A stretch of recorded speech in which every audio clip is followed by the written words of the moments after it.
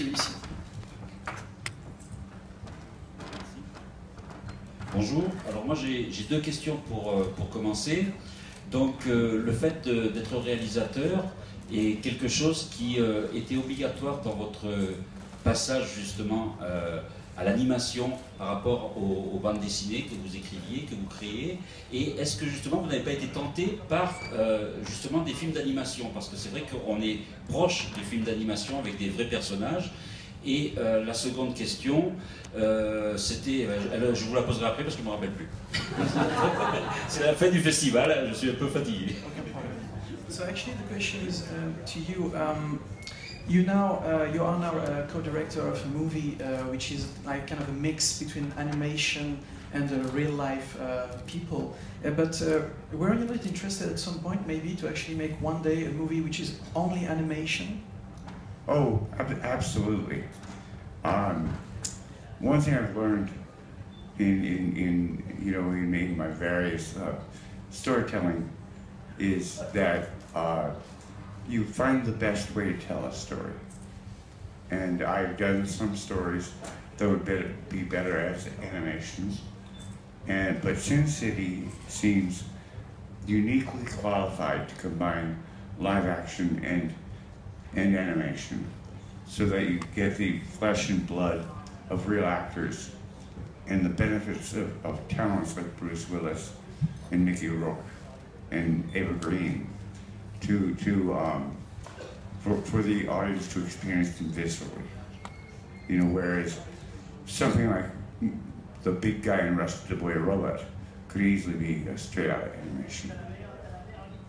Tout à fait, c'est vrai que lorsque j'ai, dans la plupart des histoires que j'ai pu raconter dans mes bandes dessinées, je me suis rendu compte qu'il y avait certaines histoires qui seraient parfaites à raconter avec un système d'animation. Donc bien sûr, quelque chose que j'ai toujours eu en tête lorsque je dessinais mes histoires. Mais en ce qui concerne donc cette histoire, ce cycle d'histoire Sin City, là par contre je pense que le mélange des prises de vue réelles, donc mélangées avec ces effets d'animation, etc.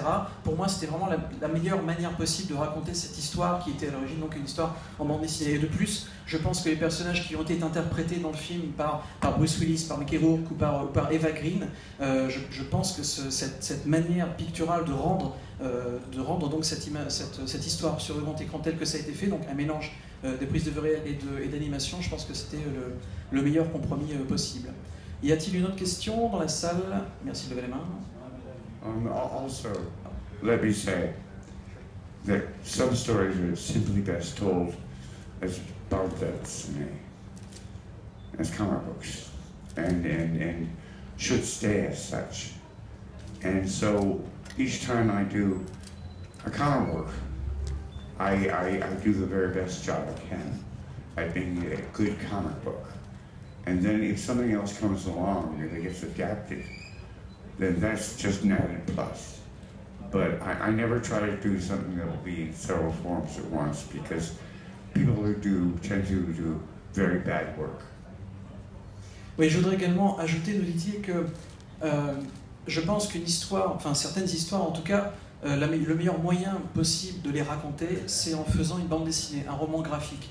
Je pense qu'il y a certaines bandes dessinées qui sont parfaites en tant que telles et qui devraient rester des bandes dessinées, des comic books, des romans graphiques.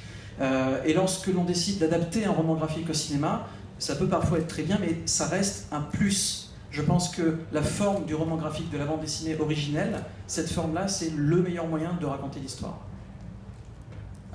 Une question ici au fond.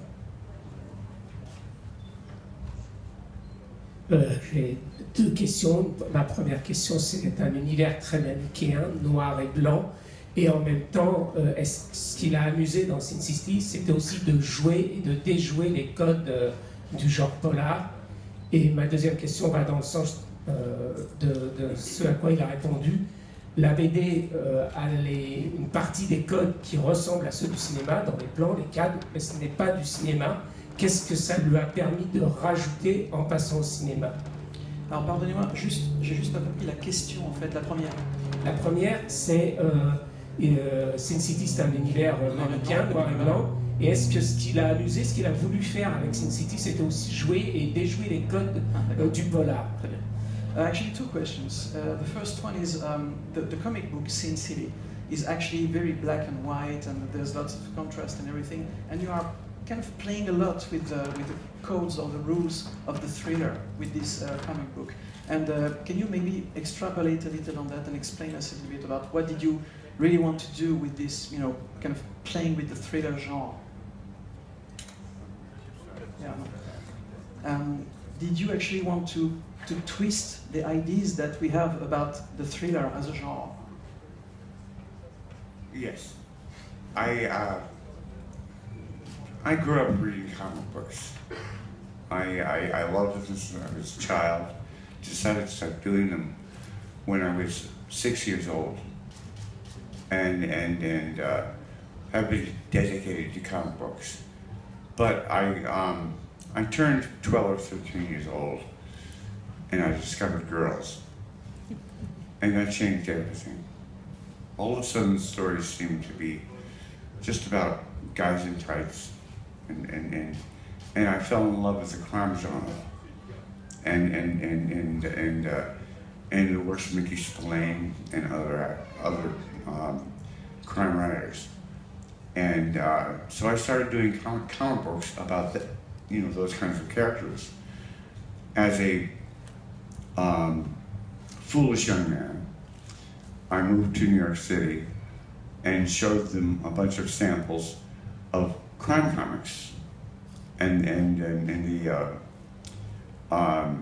the editors, to a man, told me, "Go home. That we only do guys in tights." So I had to learn how to do guys in tights, having crime stories, and that's what I did until I had the freedom to do Sin City. And when I do Sin City, I'm doing the work I most wanted to do my whole life.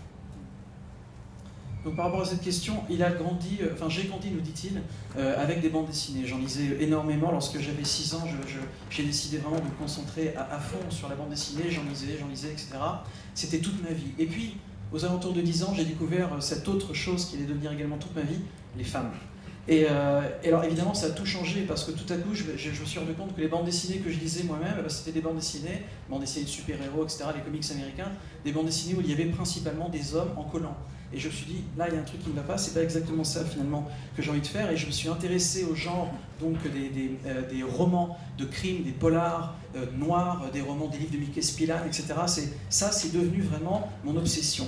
Et puis, quelque part, j'ai décidé de poursuivre cela et je suis monté à New York. Et à New York, eh bien, j'ai apporté les premiers essais, voilà, des histoires que j'avais envie de raconter. Je les ai fait voir à des éditeurs. Et les éditeurs, qui étaient d'ailleurs tous des hommes, m'ont dit: oui, maintenant, parce qu'il faudrait vraiment que tu rentres chez toi, parce que nous, ce qui nous intéresse, c'est des histoires avec des super-héros en collant, etc. Et encore une fois, moi, c'était pas ça, ce que je voulais raconter. Et donc, avec la bande dessinée Sin City, j'ai enfin pu faire ce que j'avais vraiment envie de faire, c'est-à-dire mélanger ces genres et arriver à raconter vraiment des histoires, des vrais polars, des vrais thrillers. C'était ça qui m'intéressait. And about the second question, your comic book actually was already very cinematic, you know, in the framing and in the action and the way you draw everything. It's very cinematic. So, what actually did you bring to the movies, and when you make a movie, Sin City, what did you learn from your own perspective as a comic book artist? Well, I regard comic books and movies as sister mediums. You know, working in film, I never saw that as a step up. I saw it as a step aside to try something else out. But the violence in my stories and the extremity of the way I draw, well, that only got more so as time went by. And after an unhappy experience in Hollywood as a screenwriter, I went back home and decided I would just do comic books for the rest of my life because I love doing them. And I decided to come up with, first off, the comic book of my dreams, which was Sin City, and also a comic book that could never be adapted to a movie, just out of sheer spite. Well, it was Sin City, and it took a crazy Texan, Robert Rodriguez, to show me how it could actually be turned into a movie, and my whole life turned upside down. Vous savez, pour moi, les bandes dessinées et les films, ce sont deux médiums, deux moyens d'expression qui sont finalement très proches les uns des autres. Et pour moi, lorsque donc en tant que dessinateur donc de comics, de bande dessinée, lorsque je me mets à réaliser un film, en l'occurrence Sin City, que ce soit le premier ou celui-ci, ce n'est pas comme si je sortais du média qui était donc mon moyen d'expression, qui était la bande dessinée. C'est plutôt comme si je faisais juste un pas de côté, parce que c'est vraiment très proche dans l'état d'esprit et dans la manière de travailler et de s'exprimer. Et bon, bien sûr, il y a beaucoup de violence, etc. Mais lorsque j'ai écrit des scénarios, j'ai essayé d'écrire des scénarios dans ma vie, et ça a été des expériences qui étaient assez douloureuses, en tout cas qui ne m'ont pas rendu heureux. Et à ce moment-là, je me suis dit, bon ben voilà, je vais faire des bandes dessinées jusqu'à la fin, voilà, je fais des bandes dessinées. Et j'étais très heureux en tant que dessinateur, en tant qu'auteur de bandes dessinées. Et surtout lorsque j'ai fait donc cette série Sin City, c'était vraiment ce qui me tenait à cœur. Mais lorsque j'ai décidé de l'adapter en film, lorsque nous avons décidé d'adapter en film, ce n'était pas, encore une fois, comme quelque chose de complètement nouveau, c'était vraiment comme la continuation de ce que j'avais pu faire avec la bande dessinée. Une autre question, monsieur ici, de nouveau.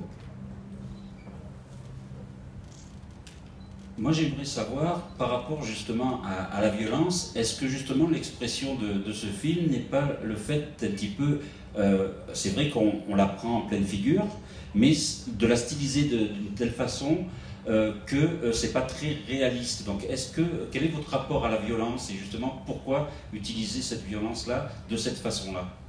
Well, actually, about the theme of violence, the comic book and the movie actually is very violent. It's very violent, but in a very stylized way. I mean, you know, it's not real. It's not actually meant to look real or to feel real. Why did you choose actually to represent violence in that way, in that kind of detached way? I learned in my first film experience that some things that were in my head that would look good on drawings would be absolutely ghastly if you saw them happen to real people. And so I adjusted the way I approached things so that it would be something that would keep you in the theater.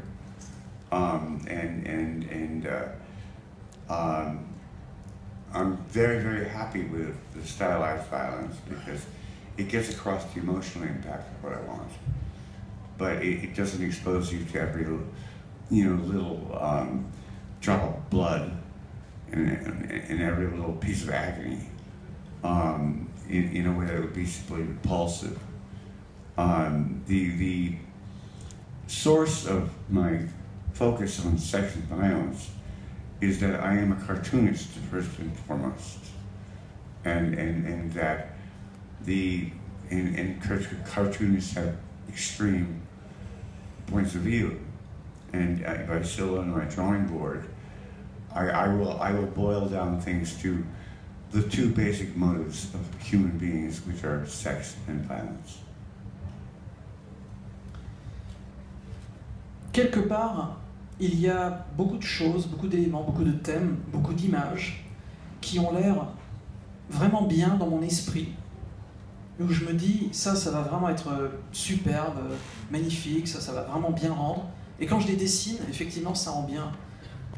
Mais si jamais j'essaye d'en faire de les porter dans un film avec des vrais personnages, et là, ça va vraiment pas être aussi bien que ce que je l'imaginais. Je n'ai aucun problème avec la violence stylisée, la violence très graphique comme cela, parce que l'impact psychologique est le même, finalement, que l'impact que pourrait avoir une scène très violente, filmée, encore une fois, avec d'authentiques acteurs, etc.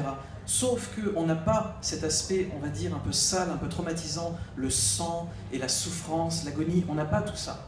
On a uniquement cet effet de la violence qui comme vous l'avez dit, est très violent visuellement et qui nous marque pour une assez longue durée, mais sans cet aspect un peu organique de la violence. Et La raison pour laquelle je suis tellement obsédé quelque part par ce thème de la violence et ce thème du sexe, c'est parce que je suis un dessinateur moi-même, je suis un dessinateur. Et donc je passe le plus clair de mon temps devant un table à dessin. Et bien sûr, j'ai des frustrations, j'ai des envies, j'ai des colères, comme tout un chacun. Mais la manière dont tout cela passe, mes points de vue, ce que je pense, ma perspective sur beaucoup de sujets dans le monde, tout cela, ça passe par le dessin, c'est canalisé par le dessin.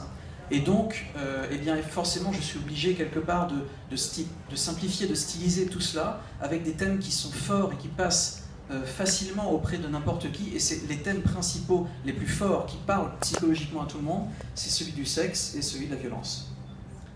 Une autre question? Là-bas, madame. Bonjour, j'aurais voulu savoir ce que vous aimez chez les Bad Girls et laquelle vous avez pris le plus de plaisir à dessiner et à créer dans ce film-là. Which of the bad girls do you like the most, and which one did you enjoy the most drawing and shooting for the movie? Well, as far as I'm concerned, there's only one true bad girl in Sin City, and that's Ava, played by Ava Green, in New Story. I absolutely adore her, and horrified by her, and have all the reactions that the male characters have to her. The other women in Sin City, well, I always find it amusing that anybody would say that a woman wouldn't want to be very attractive and very powerful. And so characters like the one Rosario Dawson plays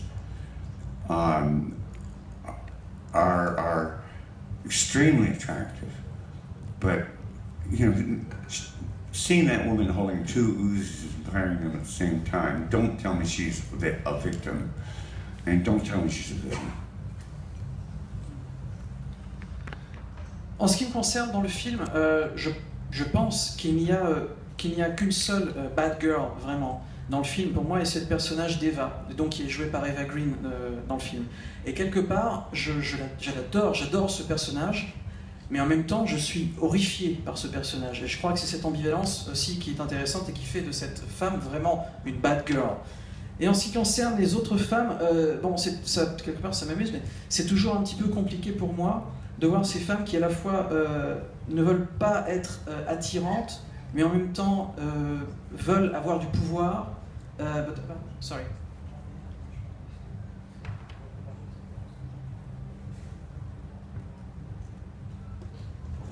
No, what I was saying was that I don't understand anyone who thinks that a woman should be unattractive but powerful, or powerful but unattractive. And in Sin City, what I try to do is the best of both worlds. I mean, women are very beautiful. I love women. And I've also known quite a number of the right women. So I can see their power. And in Sin City, I want to make them look great because as a cartoonist, I want to make everything look good. I want the girls to look hotter now, and the guys to look tougher now, and the cars to all be classic antiques. I don't believe it's my job as a storyteller, and I wouldn't have any interest in doing something realistic. I'm not an illustrator, I'm a cartoonist. Oui, et donc moi, je ne comprends pas, nous dit-il, je ne comprends pas quand des gens disent, par exemple, qu'une femme doit être, par exemple, très belle, mais à ce moment-là, bon, bah, elle n'aura pas beaucoup de pouvoir, ou alors qu'elle aura un grand rôle, un grand pouvoir, mais que du coup, elle ne sera pas très belle. Moi, je ne pense pas à cela, surtout en tant que dessinateur, je recherche évidemment le meilleur, le top, dans tous les domaines. Et pour moi, les personnages féminins, et masculins aussi d'ailleurs, mais les personnages féminins de Sin City, eh bien, elles doivent être très belles, d'ailleurs je les trouve toutes très belles, et à la fois avoir énormément de pouvoir, de force. Pour moi, il n'y a pas d'antinomie là-dedans, il n'y a aucun problème pour que ces personnages soient à la fois très beaux et très forts, très puissants. Et donc c'est la raison pour laquelle je ne recherche pas le réalisme à tout prix, hein, ça c'est clair, parce que je suis un dessinateur et je recherche donc effectivement un certain niveau esthétique, quel que soit le sujet, quel que soit le personnage. Donc c'est la raison pour laquelle pour moi il n'y a aucun problème à ce qu'un personnage féminin soit à la fois très beau et très puissant. See, one of the things about being a cartoonist is that you tend to come up with stories that involve things that you really want to draw, because you're going to spend most of your time drawing. And I mean, sometimes 15 hours a day of solid drawing.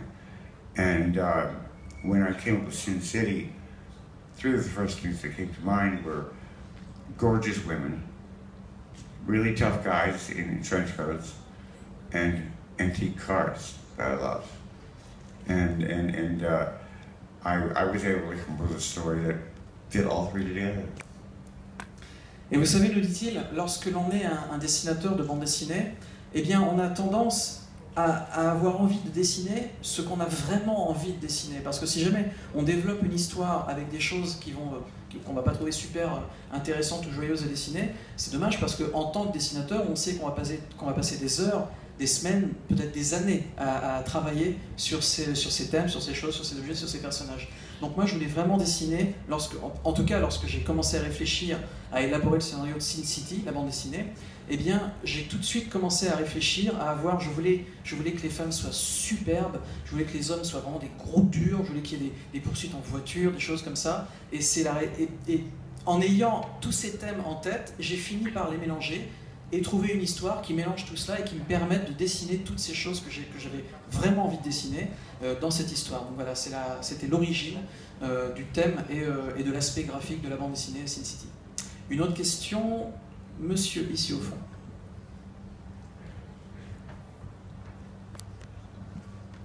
It's a question about the shooting. Because earlier this week, Ray Liotta was here in Deauville and he told us that in between scenes, when you were waiting for the next scene to be prepared, you were going to another room and just painting. And I was wondering, what did you paint there? Things for the film or just new stuff? No, actually, what Robert created for the entire cast and crew was a place for creative outlet. And so many of the actors would do self-portraits in very abstract style. And then he would have a very accomplished illustrator come in and complete them. But that's part of who Robert is. He doesn't like to have a non-creative moment. I've suggested to him that he sell all of the trailers that the actors stay in because they never get there. They're always working. Everybody always. It's a wonderful, energetic, creative environment. Je vais d'abord traduire la question. Vous disiez que vous avez appris donc que lors du tournage du film, Ray Liotta, qui était d'ailleurs parmi nous il y a quelques jours à Deauville, Ray Liotta avait dit qu'entre 2 ou 3 scènes, ce qui se passait, c'est que, eh bien, il a dit donc que le créateur de la série, donc Frank Miller, eh bien, il se retirait dans une pièce et il peignait. Il peignait et donc il voulait savoir qu'est-ce que vous peignez. Est-ce que vous peignez des projets, par exemple, pour peut-être une prochaine bande dessinée ou quelque chose. Et Frank Miller nous dit qu'en fait, Robert Rodriguez a eu une idée, donc le co-réalisateur, a eu une idée, c'est qu'il a décidé de créer sur le plateau de tournage un endroit où on pouvait laisser aller sa créativité. Effectivement, entre 2 scènes, parce que les temps étaient parfois assez longs. Alors de cette manière-là, bien par exemple, Franck commençait à dessiner un portrait, et puis il y avait, Franck ou d'autres d'ailleurs, et il y avait un illustrateur de grand talent, qui était là d'ailleurs, et qui terminait les portraits en question, et chacun pouvait comme ça laisser s'exprimer sa créativité entre 2 scènes, et c'est quelque chose que Robert Rodriguez avait donc décidé de faire sur le tournage, et qui a été assez utile. Nous allons prendre une autre question dans la salle. Madame, ici. Since you said that you're a cartoonist, so you want everything to look good, I wanted to know how much were you involved with the choice of the cast, because based on the fact that you previously draw all the characters, I guess that every actor would probably beg to be a part of this project, such an original project. So I wanted to know if you already had in mind specific females, for example, to play such and such characters. Well, we did a lot of hunting, a lot of casting. Robert and I worked very closely together on the casting. And we would find sometimes I would be, madly in love with the way an actress looked, because she looked just like in the drawings, and she wouldn't be the right one. And it would end up being Rosario Dawson later. So it was always a matter of hunting and finding.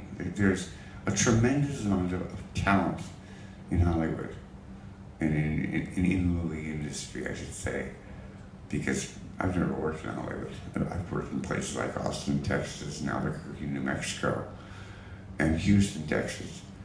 But in the movie industry, there's a tremendous amount of talent available, and it's a matter of finding just the right person who says just the right thing in just the right way, and looks enough like the character to get by. En fait, c'est vrai que le casting a été surtout, c'était vraiment entre guillemets une chasse. On est vraiment parti à la chasse des meilleurs acteurs, des meilleurs comédiennes, pour pouvoir jouer les rôles que l'on avait en tête. Moi et Robert, d'ailleurs, Robert Rodriguez. Parfois, il lui arrivait de tomber vraiment amoureux d'une comédienne potentielle, possible, et puis se rendre compte que ça ne pouvait pas marcher pour ceci ou pour cela. Mais il nous dit que lorsqu'il a fait donc cette étape, lorsqu'il s'est intéressé à cette étape du casting, il s'est rendu compte qu'il y avait un nombre incroyable de gens réellement talentueux, de jeunes comédiennes et de jeunes comédiens vraiment talentueux. Alors, il a failli dire à Hollywood, mais en fait d'une manière plus large, dans l'industrie du cinéma aujourd'hui, parce qu'il a également beaucoup voyagé pour trouver donc ces comédiens. Il a notamment été à Houston, au Texas, il a également été au Nouveau-Mexique. Et vraiment, dans l'industrie, il y a beaucoup de talent, et finalement, c'est assez compliqué. Il faut en voir beaucoup avant de trouver la bonne personne qui va dire la bonne chose de la bonne manière, et qui en plus ressemble physiquement avec l'idée qu'on se fait du personnage, ou le personnage en question, s'il est directement tiré de la bande dessinée. Une autre question, monsieur, ici. Well, actually, first I want to just say that just as an example, the very first person to audition for Goldie was Jimmy King, and I just threw up my hands and said to Robert, "Our day's done." And he said, "No, we got to see the rest of these people. I mean, we invited them over." And at the end of the day, he said, "You're right. We were done first time out." Et juste pour vous donner un exemple, une des premières personnes qui auditionnait, c'était pour le rôle de Goldie, et c'était Jamie King. Et lorsque cette personne a terminé donc de passer le casting, moi je me suis tourné vers Robert Rodriguez et je lui ai dit écoute Robert, c'est bon, ça y est, notre journée est terminée, on a trouvé le bon comédien, le bon acteur. Et Robert Rodriguez m'a dit non, attends, on a invité beaucoup de gens à passer les auditions, donc non, on ne peut pas faire ça, et puis on va peut-être trouver quelqu'un d'autre.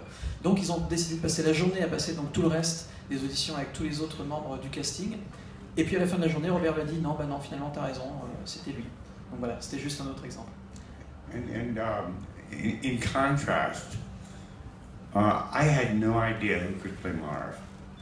I was terrified at casting that part. And Robert Rodriguez said to me, "How about Mickey Rourke?" Well, I was a bit out of touch with film at the time, and all I could think was that skinny guy from Body Heat. Well, then he said, "Just meet him." And we were in Robert's hotel room, and this Hulk walks through the door and almost takes out the door jamb with his shoulders, and sits down and talks about his therapist and his life in boxing for 20 minutes. Don't even discuss the part. And I remember sitting with my notepad writing, met Mickey Rourke, he is Marv. Et en ce qui concerne par exemple le rôle de Marv, qui est donc joué à l'écran par Mickey Rourke, il nous dit qu'au départ il n'avait vraiment aucune idée qui pourrait jouer ce rôle, qui est un rôle, comme vous le savez, très physique pour commencer. Et il était terrifié, il se disait mais on va jamais trouver l'acteur qui sera capable de jouer Marv de manière convaincante. Et Robert Rodriguez, à un moment donné, il était en train de fuir, il lui a dit et pourquoi pas Mickey Rourke? Et Franck nous dit qu'à ce moment-là, ça faisait déjà quelques temps qu'il avait un petit peu décroché du cinéma, donc il avait gardé une image de Mickey Rourke en tête. J'imagine que vous vous rappelez tous de Mickey Rourke au début de sa carrière, donc il a dit mais attends, le type qui est super mince là, tout maigre, lui, jouer Marv. Et Robert Rodriguez lui a dit non, rencontre-le et on en reparle. Et ils ont mis ils ont mis sur pied une rencontre, et lorsque la porte s'est ouverte et qu'il y a cette espèce de Hulk qui est entré dans la pièce, qui s'est assis avec son look de boxeur tout cassé et qui a commencé à parler pendant 20 minutes de boxe, il n'en est pas revenu et il se rappelle qu'il avait un petit carnet, il a ouvert son carnet, il a pris un crayon, il a écrit Marv, Mickey Rourke, c'est sûr. Voilà. Une autre question... Ah, pardon, sorry, you want to add something? I just said we. Une autre question dans la salle? Ah oui, bah oui, du coup oui, voilà. Bonjour, j'aimerais savoir si le comics de base de Sin City numéro 2, qui est tiré du comics J'ai fait pour elle, avait un impact sur le storyboard du film et du coup sur l'aspect esthétique de celui-ci. It's the question about the comics, the second, the sequel of Sin City, but the comic book. Was there some influence on the storyboard and the visual aspect of the movie based on the book, or did you just recreate it all? I did what exists as the entire Sin City series before there ever was a movie. I never intended there to be one, and so no, there was no influence. Non, il n'y a pas eu d'influence. C'était effectivement un storyboard qui a été refait entièrement sans trop se baser sur l'aspect visuel de la bande dessinée. Une question encore dans la salle? Allez-y, n'hésitez pas. Monsieur, ici. Bonjour. Dans le premier Sin City en particulier, la plupart des personnages finalement sont assez seuls dans leur quête, ou alors s'il y a une association, c'est souvent pour une alliance avec un but au bout. Donc finalement dans cette société, micro-société qui est Sin City, chacun se gère seul. Je voulais savoir si c'est aussi votre regard sur à plus grande échelle la société américaine finalement, où chacun est seul et pour avoir quelque chose, on ne peut compter que sur soi-même. Ouais, quand vous parlez du premier film. D'accord. In the first installment of Sin City, the first movie, every character is pretty much alone, lonely in their quest for whatever. In each quest, they're very lonely. If they are actually coming together, it's to make a bond or to try to achieve something by joining forces. Do you have actually yourself? What kind of point of view, of perspective do you have on the society, on today's society? Is it like kind of the same? Everybody's alone in society, or they have to join just to achieve some goal? I write fantasy. I draw cartoons, and I don't try to comment too directly on the real world. And so, yes, I believe most important bonds are between two people under circumstances where their interests collide. And my stories tend to reflect that. My heroes also tend to be loners. And while not a loner myself, I tend to love the myth that was created way back when. From everybody from Odysseus to Clint Eastwood's movies, and so my characters, because I'm making heroes, have to be alone and up against great odds, and it's often that my characters are living unhappy lives. And you know, they're the losers in bars and so on. But then they come across the one moment that defines them, and they rise to it, and become the heroes I want them to be. Vous savez, en ce qui me concerne, nous dit Frank Miller, en ce qui me concerne, je dessine. Je suis un dessinateur de bande dessinée. Donc, je pense que ce n'est pas forcément mon rôle de commenter la société, etc. Je n'ai pas envie de commenter le monde tel qu'il existe vraiment autour de moi. Ce n'est pas mon rôle. Ceci étant dit, je crois effectivement, je crois au lien très fort qui peut exister entre deux personnages pour une quête, pour un but, pour une raison particulière. À ce moment-là, ces deux personnages s'allient, il y a une alliance, et je pense que c'est très fort. Mais ceci étant dit, en même temps, eh bien, je pense que la plupart des personnages, effectivement, de mes bandes dessinées et de mes films, sont des solitaires, et des vrais solitaires, et ça, quelque part, ça correspond à un mythe très ancien, auquel je crois beaucoup moi-même. Je ne suis pas moi-même, nous dit-il, je ne suis pas moi-même un solitaire. Mais c'est vrai que j'aime ce mythe, j'aime cette idée, cette mythologie. Cette mythologie qui est très présente, mais depuis très longtemps, que ce soit dans l'Odyssée d'Homère ou que ce soit dans les films de Clint Eastwood, ce loup solitaire quelque part qui accomplit sa tâche seul.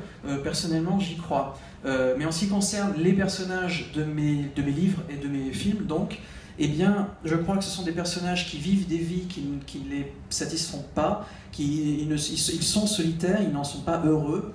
Et je crois qu'à un moment... Alors donc, ils vivent une vie, effectivement, de patachon, hein, pour parler très très français. Ils vivent une vie où ils vont de bar en bar, où ils sont très solitaires, ils boivent, etc. C'est pas très glorieux.